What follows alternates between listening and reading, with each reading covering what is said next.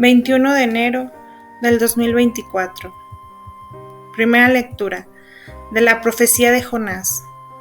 El Señor dirigió la palabra a Jonás: ponte en marcha y ve a la gran ciudad de Nínive. Ahí les anunciarás el mensaje que yo te comunicaré. Jonás se puso en marcha hacia Nínive, siguiendo la orden del Señor. Nínive era una ciudad inmensa. Hacían falta 3 días para recorrerla. Jonás empezó a recorrer la ciudad el primer día proclamando: dentro de 40 días, Nínive será arrasada. Los ninivitas creyeron en Dios, proclamaron un ayuno y se vistieron con rudo sayal, desde el más importante al menor. Vio Dios su comportamiento, cómo habían abandonado el mal camino, y se arrepintió de la desgracia que había determinado enviarles, así que no la ejecutó. Palabra de Dios. Salmo responsorial. Descúbrenos, Señor, tus caminos. Señor, enséñame tus caminos, instrúyeme en tus sendas, haz que camine con lealtad. Enséñame porque tú eres mi Dios y Salvador. Descúbrenos, Señor, tus caminos. Recuerda, Señor, que tu ternura y tu misericordia son eternas. Acuérdate de mí con misericordia por tu bondad. Descúbrenos, Señor, tus caminos. El Señor es bueno y es recto, y enseña el camino a los pecadores. Hace caminar a los humildes con rectitud. Enseña su camino a los humildes. Descúbrenos, Señor, tus caminos. Segunda lectura de la primera carta del apóstol San Pablo a los Corintios. Digo esto, hermanos, que el momento es apremiante. Queda como solución que los que tienen mujer vivan como si no la tuvieran, los que lloran como si no lloraran, los que están alegres como si no se alegraran, los que compran como si no poseyeran, los que negocian en el mundo como si no disfrutaran de él, porque la representación de este mundo se termina. Palabra de Dios. Evangelio, del Santo Evangelio según San Marcos. Después de que Juan fue entregado, Jesús se marchó a Galilea a proclamar el Evangelio de Dios. Decía: se ha cumplido el tiempo y está cerca el reino de Dios. Conviértanse y crean en el Evangelio. Pasando junto al mar de Galilea, vio a Simón y Andrés, el hermano de Simón, echando las redes en el mar, pues eran pescadores. Jesús les dijo: venid en pos de mí, y los haré pescadores de hombres. Inmediatamente dejaron las redes y los siguieron. Un poco más adelante vio a Santiago, el de Zebedeo, y a su hermano Juan, que estaban en la barca repasando las redes. A continuación los llamó.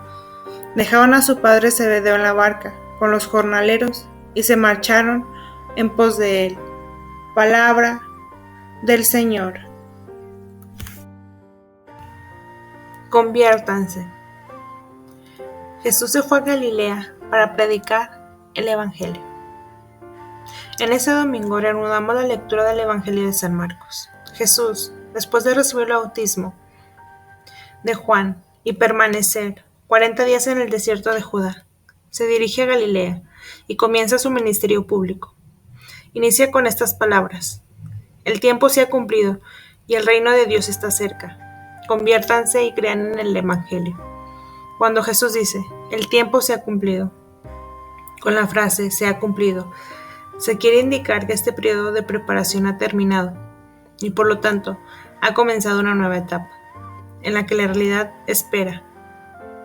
Es un hecho concreto al alcance de todos. En ese tiempo estaba muy viva la corriente apocalíptica judaica. De ello se hablaban en escritos, tanto canónicos como apócrifos.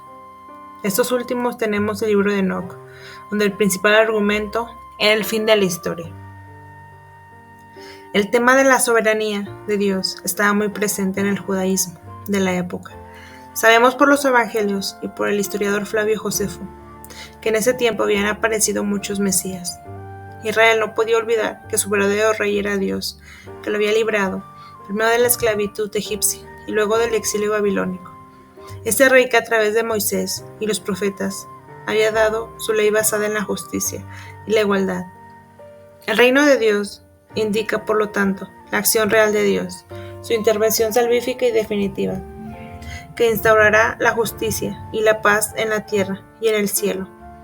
Todo esto fue anunciado por los profetas, pero al fin de los tiempos, la buena nueva de Jesús se sitúa en el marco de esas expectativas, pero al mismo tiempo se aleja de ellas. Conviértanse es la condición necesaria para poder participar en la nueva posibilidad inaugurada por la llegada del reino. Convertirse en el original griego no solo es reconocer los propios pecados, sino un cambio radical de mentalidad y de conducta, que tiene un paralelo en el clásico verbo hebreo antiguo, shub, regresar, volver, para indicar, según la predicación de los profetas, el retorno a Dios de quien se había alejado por el pecado. La exhortación está ciertamente vinculada al mensaje de Juan Bautista, que predicaba un bautismo de conversión para el perdón de los pecados.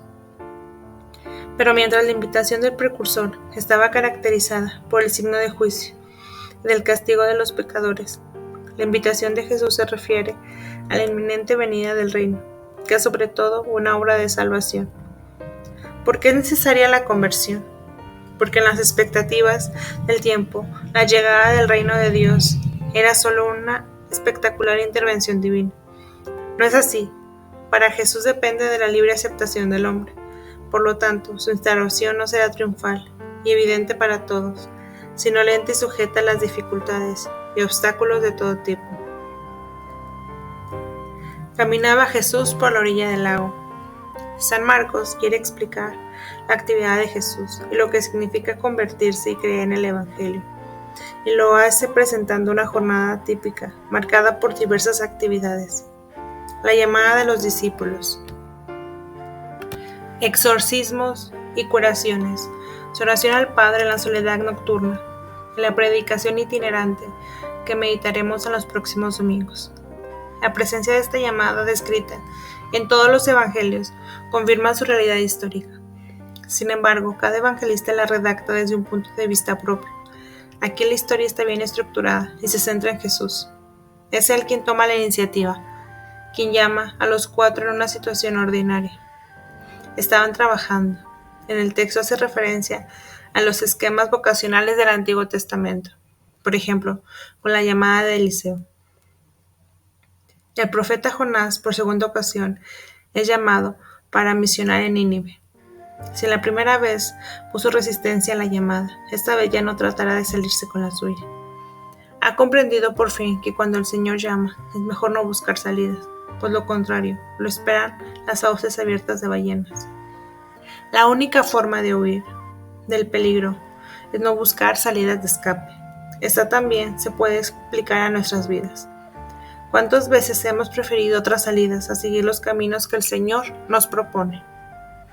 San Pablo, en su carta a los Corintios, explica la razón por la que la virginidad se considera preferible al matrimonio. Las preocupaciones de la vida presente impiden al hombre pensar solo en Dios. Si el tiempo se ha cortado, conviene desprenderse de las cosas terrenales que nos alejan de Dios, único fin para el que nos creó y al que tendremos.